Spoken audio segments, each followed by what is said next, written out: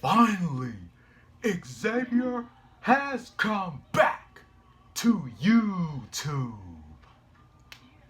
In the good words of Dwayne "The Rock" Johnson, I thought I might do a little something different. What's up, guys? I'm back again with another rant. Let me fix this camera so we can get started.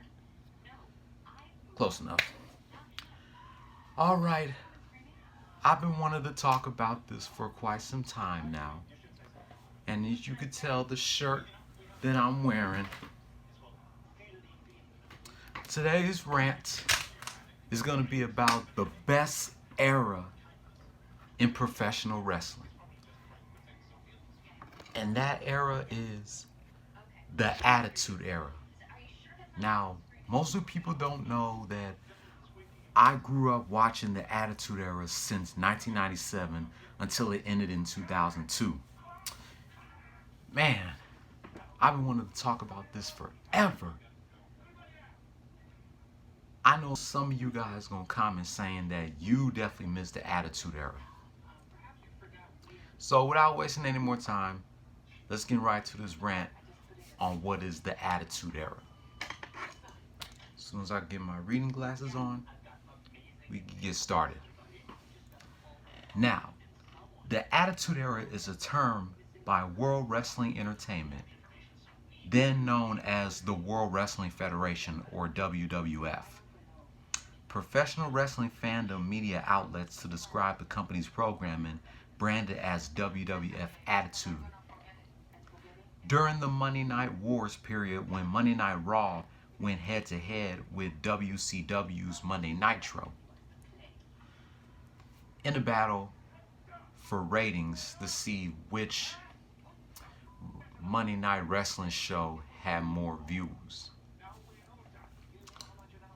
Now, you know, we had a lot of great wrestlers back in the Attitude Era, such as the person that I'm wearing on my shirt, The Rock, Stone Cold Steve Austin, Triple H, Shawn Michaels, Kane, Big Show, Undertaker, Kurt Angle, Chris Jericho, the Dudley Boys, the Hardy Boys, Edge and Christian, Test, Albert, the Big Boss Man, the Godfather, the World's Strongest Man Mark Henry, Viscera, the Mean Street Posse, D-Generation X, the New Age Outlaws, Badass Billy Gunn and Road Dogg Jesse James, X-Pac, Pat Patterson, Gerald Briscoe. Man, it's a lot of great wrestlers that we had back in the Attitude Era. The Lethal Weapon Steve Blackman, Val Venus, Too Cool, Scotty 2 Hotty, R.I.P. Grandmaster Sexay, Rikishi, China, rest in peace. Man, Chris Benoit, rest in peace. I could keep going if I want to. I know this is probably going to be a long video. And we had a lot of great divas. Oh wait, Shane McMahon and Vince McMahon. Can't forget about those two. And we had a lot of great divas back in the Attitude Era, such as my favorite diva of all time, Trish Stratus, Lita, Jacqueline, Ivory, Miss Kitty. Then she was known as the Cat. Stephanie McMahon. Man, there was a lot of great divas back then. Man, I'm so glad that during the Attitude Era that we used to have all this adult-oriented shit back then before the WWE became PG and it went back to being family-friendly orientated. And some of the rivals that I like during the Attitude Era has to be, of course, Stone Cold Steve Austin and Mr. McMahon. And who remember that episode on Celebrity Deathmatch, Fandemonium, where they had Stone Cold Steve Austin and Vince McMahon battle to fight each other to the death? And it's a good thing they had Stone Cold and Vince McMahon provide their own voices on that episode of Celebrity Deathmatch. That has to be one of the biggest rivals of the Attitude Era, as well as the Stone Cold Steve Austin and The Rock rivalry, and The Rock and Triple H. and Kane and The Undertaker. Man, what else can I say about the Attitude Era, bruh? Man, we had a lot of great pay-per-views back in the Attitude Era besides SummerSlam, the Royal Rumble, WrestleMania, and whatnot. We had pay-per-views such as Judgment Day, King of the Ring, Unforgiven, No Mercy, No Way Out. What other pay-per-views we had during the Attitude Era?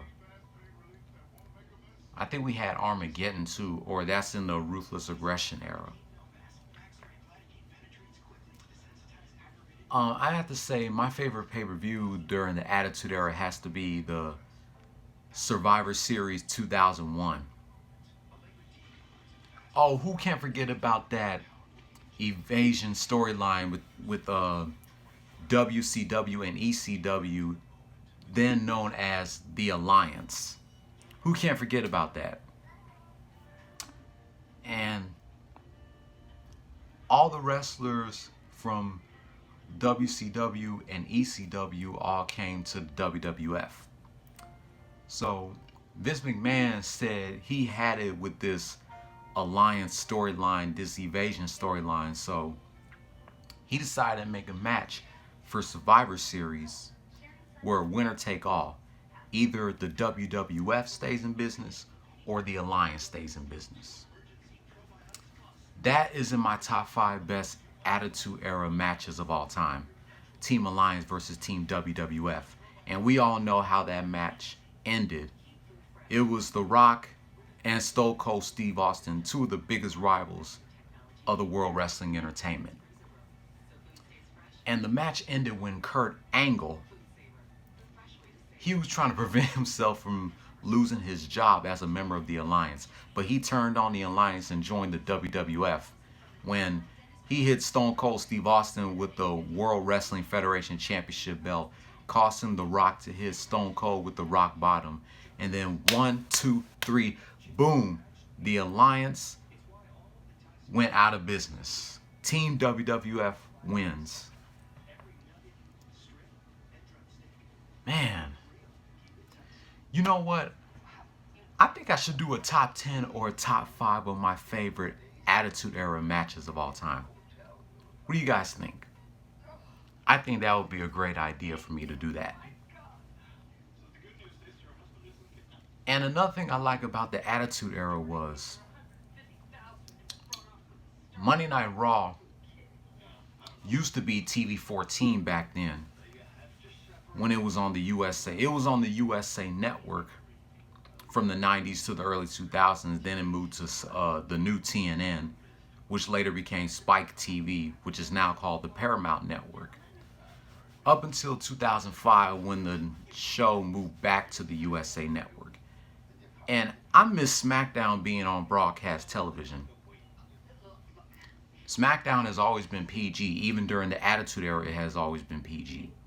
But it was still adult oriented. SmackDown used to be on UPN every Thursday night. I remember me and my sister used to get pumped up to watch SmackDown every Thursday night. I would always get pumped up for The Rock because The Rock was my favorite wrestler during the Attitude Era. Stone Cold being the second. Man, it's so much about the Attitude Era I can talk about, but I don't want to make this video too long. Man, and I also missed some of the belts that were part of the Attitude Era, like the Hardcore Championship. Whatever happened to that? The Hardcore Championship was a championship where it's anything goes. No countouts, no disqualifications. You can use weapons, anything like that. And the only way to win is by pinfall or submission. I missed the European Championship. I missed the way the WWE Championship. Man, why do they have to change the WWE Championship belt? It was much better. I wish I can show you guys what the WWF champion looked like, but I'm not going to do that. But yeah, man. Oh, there's a couple of wrestlers forgot to mention that was part of the Attitude Era. Perry Saturn, Dean Malenko, rest in peace Eddie Guerrero. This wrestler had 3 characters, 4 if you count his real name, Mick Foley. He went from being Mankind to Dude Love to Cactus Jack. And also Matt Bloom. He went from being Prince Albert to A-Train, Tensai, Sweet Tea, and now he's known by his real name, Matt Bloom. Oh, man. But that's pretty much all I got to say about the Attitude Era. I just had to come on here and reminisce the good old days with you guys on how much I miss this era of the WWE, back when it was known as WWF. So, if there's anything that I missed from the Attitude Era, please let me know in the comments below. Like this video, subscribe to my channel for more videos, and hopefully I'll do a top 10 or a top 5 of my favorite matches of the Attitude Era. Plan on doing that sometime soon. We'll see. Never say never. I'll catch you guys in the next one.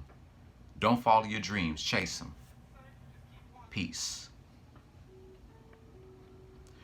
If you smell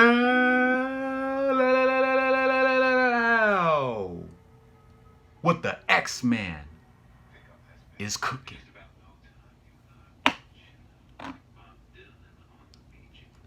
and that's the bottom line, because the X-Man said so.